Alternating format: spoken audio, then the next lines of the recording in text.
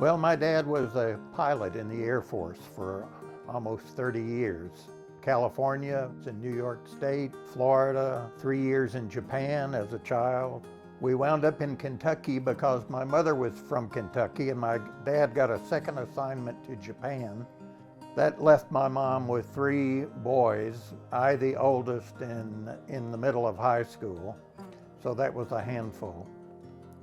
But it's funny how I wound up in Kentucky, and that certainly has influenced my love of folk art and crafts and wood.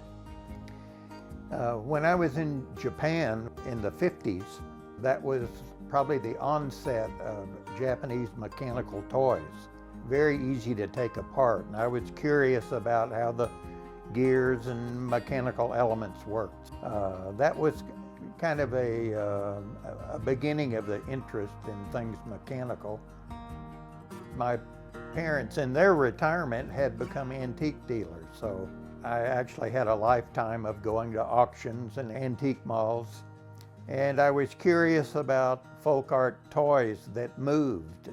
I started making kind of clunky reproductions of folk art, but I had, I'm going to call it an epiphany. I thought, I wonder if there's a more fine art way to do this. My next door neighbor at the time was Jack Gerard, who was an art professor at Transy. He saw my work and introduced me to Heike Pickett, who became my agent for 30 years. Heike introduced my work to the Tuskas. John Tuska had been my art professor at UK, and he wound up buying some of my pieces. And really it turned into a roller coaster ride and never has stopped. I'm often asked by young artists where my ideas come from. As a painter, I had painter's block. I sat around and tried to think of what I was going to do next.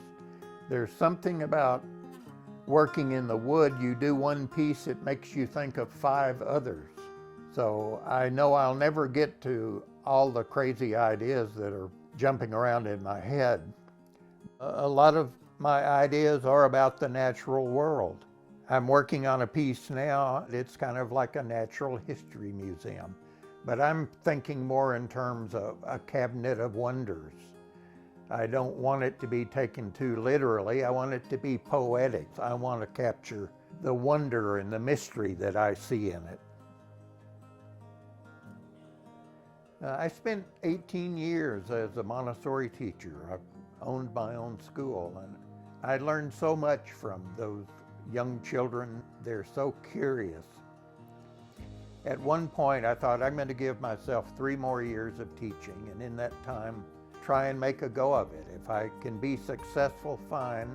If I can't, I'll find something else to do. And I seemed to be able to eke by early on, and I never reached a point where I felt like I had to give it up. Money was not my object. I was unhappy to do anything else, really. And I was able to do enough to keep doing it. And to me, that's the greatest success you can have. I don't know, it's a hard thing to encourage a young artist to pursue this.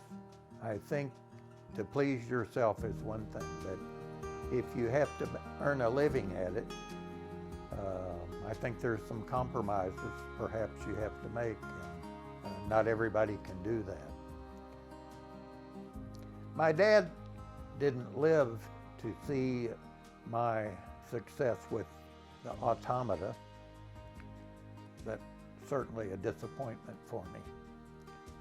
It's just to be practical, to earn a living, maybe to do the right thing.